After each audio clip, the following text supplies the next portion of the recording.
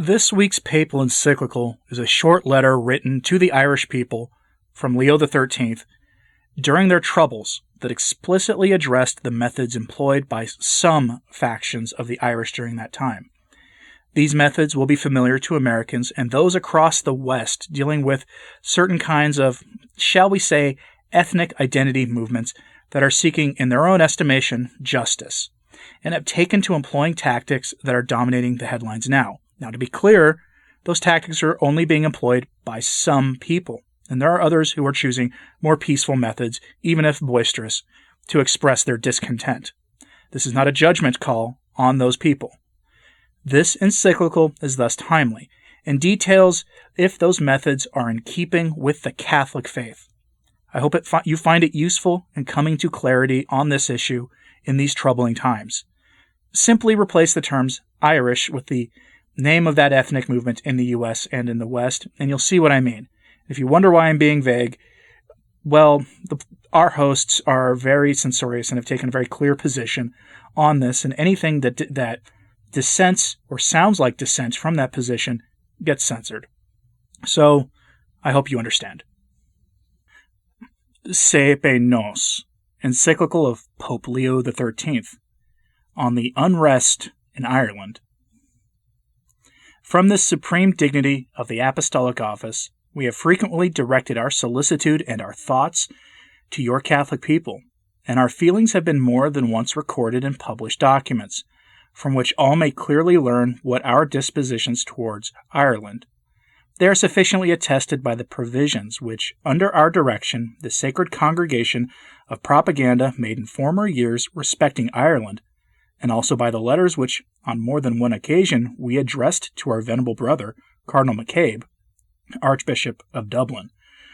Once again, they have been attested by the address which we recently delivered to a not inconsiderable number of Catholics belonging to your nation, from whom we received not only congratulations and heartfelt wishes for our preservation, but also expressions of gratitude on account of our benevolent dispositions, clearly discerned by them towards the Irish people. Furthermore, within these past few months, when it was resolved to build a church in this city in honor of St. Patrick, the great apostle of the Irish, we most warmly encourage the undertaking, and we shall substantially aid it within the limits of our resources. Now this, our paternal affection remaining, as it does, unaltered, we cannot disguise that tidings which have recently come to us from Ireland have deeply pained and grieved us.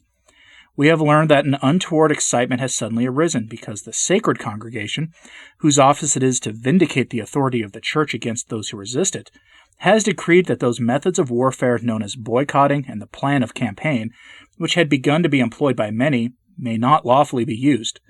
And what is more to be deplored, there are not a few who have come forward and summoned the people to excited meetings, where inconsiderate and dangerous opinions are set in circulation, the authority of the decree not being spared.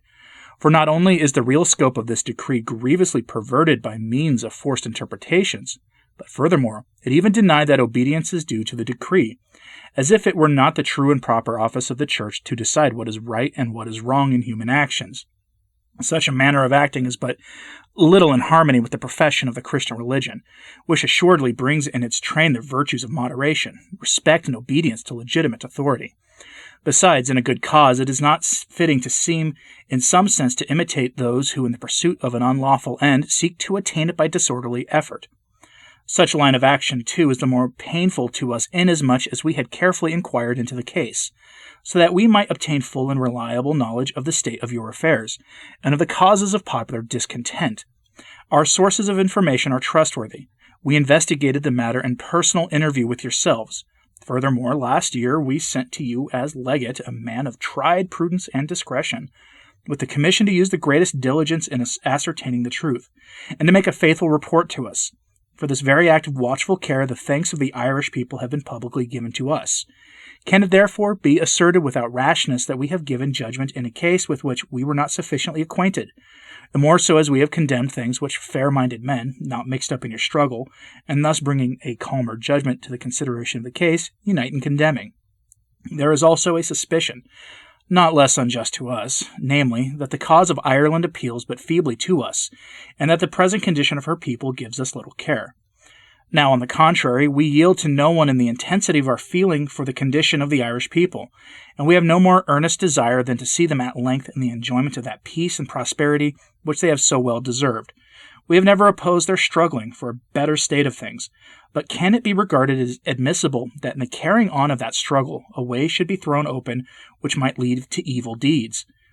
Rather, indeed, for the very reason that under the influence of passion and political partisanship, things lawful and unlawful are to be found mingled in the same cause, it has been our constant effort to mark off what was right from what was wrong, and to withhold Catholics from everything not sanctioned by the Christian rule of morals. On this account, we gave to the Irish people timely counsels, to be mindful of their obligations as Catholics, and to take part in nothing at variance with the natural right or forbidden by the divine law. Hence, the recent decree ought not to have come upon them unexpectedly, all the more as you yourselves, venerable brethren, assembled in Dublin in the year 1881, bade the clergy and people to be aware of everything contrary to public order or to charity, such as refusing to discharge just obligations, preventing others from discharging theirs, inflicting injury on anyone either in person or property, violently resisting the law, or those engaged in the discharge of public duties, joining in secret societies, and the like. These injunctions, most just in themselves and given most seasonably, were praised and approved by us. Nevertheless, as the people were being carried away by ever-increasing vehemence in the pursuit of the object of their desires, and as there were not wanting those who daily fanned the flame, we perceived that something more definite was needed than the general precepts of justice and charity which we had previously given.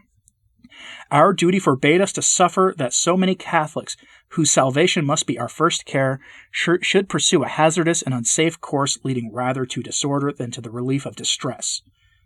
Let matters then be reviewed in their true light, and let Ireland read in this decree our love for herself and our desire to promote the prosperity she hopes for, since nothing is so harmful to a cause, however just, as recourse to violence and injustice in its defense. These instructions which we address to you, venerable brethren, will convey to the Irish people. We feel confident that, united in due conformity of views and of purpose, and sustained not only by your own, but also by our authority, you will accomplish much. And chiefly this, that the true estimate of things shall not continue to be obscured by passion, and most especially that those who have urged on the people to excitement may come to regret the rashness with which they have acted. Since there are many who seem to seek out means of escaping from even the plainest obligations, take all necessary steps that no room be left for doubt as to the force of this decree. Let it be understood by all that the entire method of action, whose employment we have forbidden, is forbidden as altogether unlawful. Let your people seek to advance their lawful interests by lawful means, and most especially as is becoming in Christians, without prejudice to justice or to obedience to the Apostolic See, virtues in which Ireland has in all times found comfort and strength. In the meantime, venerable brethren, as a pledge of heavenly favors, and in testimony of our affection, we most lovingly in the Lord bestow on you, and on the clergy and the people of Ireland, the Apostolic Benediction. Given at Rome, St. Peter's, the 24th day of June, in the year 1888, the 11th year of our pontificate. Pope Leo XIII.